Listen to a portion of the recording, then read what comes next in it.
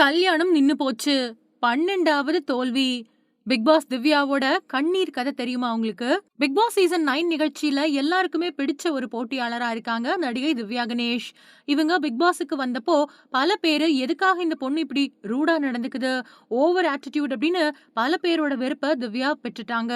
ஆனா அவங்களோட வாழ்க்கையில அவங்க சந்திச்ச பிரச்சனைகள் தெரிஞ்ச பின்னாடிதான் திவ்யா அப்படி இல்ல, மத்தவங்களால வாழ்க்கைய வெறுத்து இந்த மாதிரி மாறி இருக்காங்க அப்படிங்கறத எல்லாருமே தெரிஞ்சுக்கிட்டாங்க.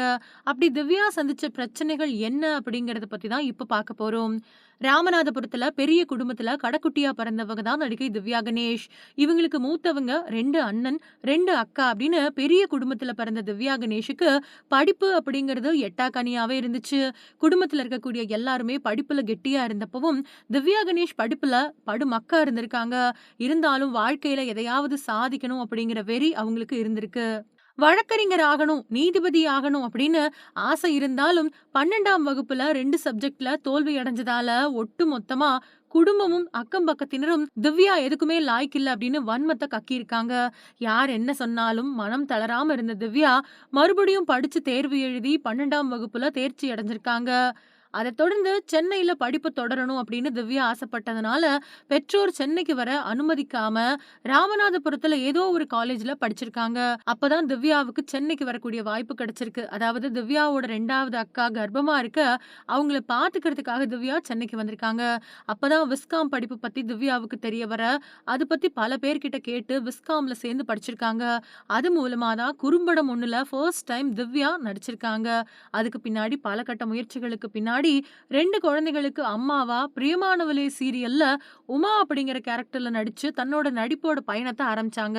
பின்னாடி அடுத்த சீரியல்ல நடிச்சிட்டு வந்தப்போ இவங்க நடிச்சிட்டு வந்த சீரியல்ல பிரச்சனை ஏற்பட்டு ரெட் கார்டு கொடுக்கப்பட்டு சீரியல்ல இருந்து வெளியேறிட்டாங்க.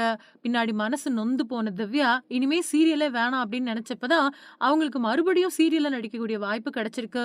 அதுக்கு பின்னாடி விஜய் டிவில ஒளிபரப்பான பாகியலட்சுமி சீரியல்ல ஜெனி அப்படிங்கிற கேரக்டர்ல ரொம்பவுமே இயல்பா நடிச்சு ரசிகர்களோட மனசுல இடம் பிடிச்சாங்க திவ்யா.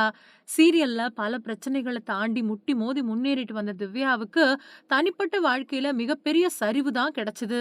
நடிகரும் தயாரிப்பாளருமான கே சுரேஷ் அப்படிங்கிறவர் கூட நிச்சயதார்த்தம் நடந்து எல்லா மீடியாக்கள் முன்னிலையிலும் இவர்தான் கணவர் அப்படின்னு அறிவிச்ச பின்னாடி திவ்யாவுக்கும் கே சுரேஷுக்கும் கருத்து வேறுபாடு ஏற்பட்டு கல்யாணம் நின்னு போச்சு.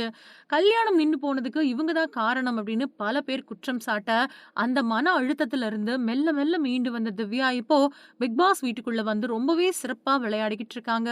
டைட்டில் வின்னராக எல்லா தகுதியும் இவருக்கு இருக்குது அப்படின்னு இணையத்துல பலரும் கருத்துக்களை பகிர்ந்துட்டு வராங்க.